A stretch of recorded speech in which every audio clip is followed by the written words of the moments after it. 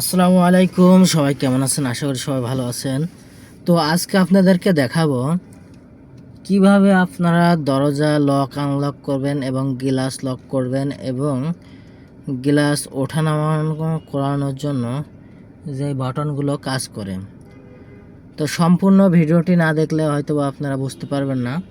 তো সেক্ষেত্রে আপনাদেরকে আমি বলি যে অটো গাড়ি যেগুলো আছে সব গাড়িতেই একই সিস্টেম, আর এখন যেগুলো বেশি আপডেট মডেল সেইগুলোতে হয়তো বা অন্য সিস্টেমও করতে পারে, আমার জানা নেই সেগুলো। তো এই ক্যাটাগরির যাদের গাড়ি আছে তারা আপনারা এখান থেকে আপনারা ভালো মতন শিখতে পারেন। তো সবার প্রথমে আপনারা এই দুইটা দেখতে পাচ্ছেন,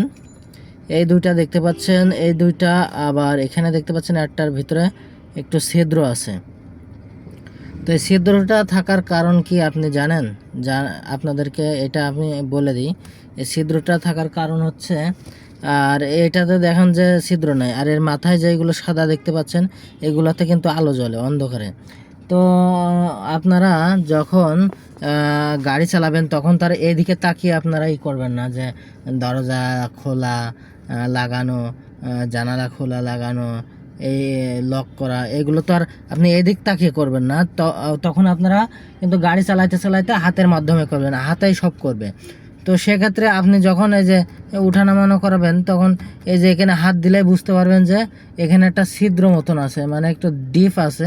এখানে ধরলে বুঝতে পারবেন যে এটা আপনার সাইডের সামনের দরজা, আপনার সাইডের দরজা খোলা এবং লাগানো। তো দেখুন আমি এখানে এখন প্রেস করব, এই দেখতে পাচ্ছেন যে আমার সামনের গ্লাস খুলে যাচ্ছে। আবার দেখুন যে আমি এখানে প্রেস করতেছি উপর মুখে ধরে, আমার সামনের গ্লাস উঠে যাচ্ছে।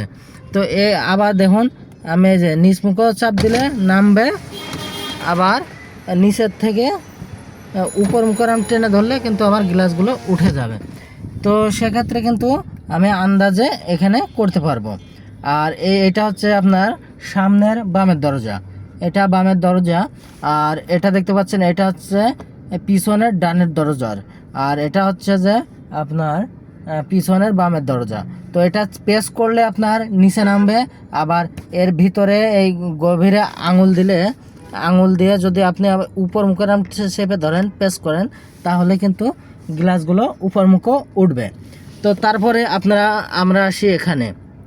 তো আমার অনেক পুরনো হয়ে গেছে গাড়িটা, এই কারণে কিন্তু এখানে ইয়েগুলো বোঝা যাচ্ছে না, প্রিন্টগুলো বোঝা যাচ্ছে না। তো তারপরেও যেটুকু দেখা যায়, এই পাশে কিন্তু লক, এই পাশে না সরি এইটা হচ্ছে লক, এই পাশে হচ্ছে লক, ডান পাশে লক, আর এই পাশে হচ্ছে আনলক, এই পাশে হচ্ছে আনলক।